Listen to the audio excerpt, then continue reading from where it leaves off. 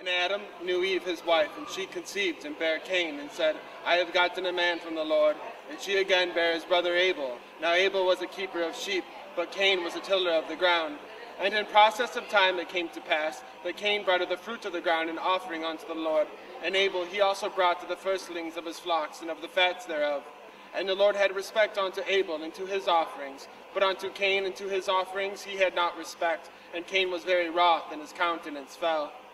And the Lord said unto Cain, Why art thou wroth, and why is thy countenance fallen? If thou doest well, shalt thou not be accepted? And if thou doest not well, sin lieth at the door. And unto thee shall be his desire, and thou shalt rule over him. And Cain talked with Abel his brother. And it came to pass, when they were in the field, that Cain rose up against Abel his brother, and slew him. And the Lord said unto Cain, Where is Abel thy brother? And he said, I know not, am I my brother's keeper? And he said, What hast thou done? The voice of thy brother's blood crieth unto me out of the ground. And now art thou cursed from the earth, which hath opened her mouth to receive thy brother's blood from thy hand.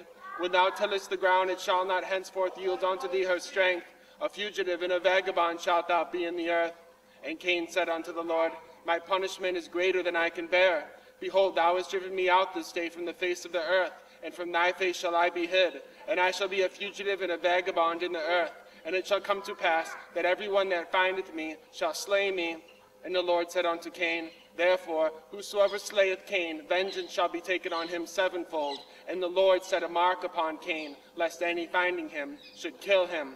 And Cain went out from the presence of the Lord, and dwelt in the land of Nod, on the east of Eden. And Cain knew his wife, and she conceived, and bare Enosh. And he builded a city, and he called the name of the city after the name of his son, Enosh. And unto Enosh was born Ired. Ired begat Mehujael. Mehujael begat Methuselah, and Methuselah begat Lamech.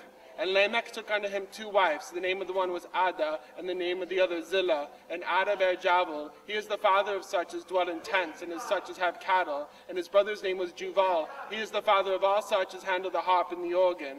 And Zillah, she also bare Tubal-Cain, an instructor of every artificer of brass and iron. And the sister of Tubal-Cain was Naamah.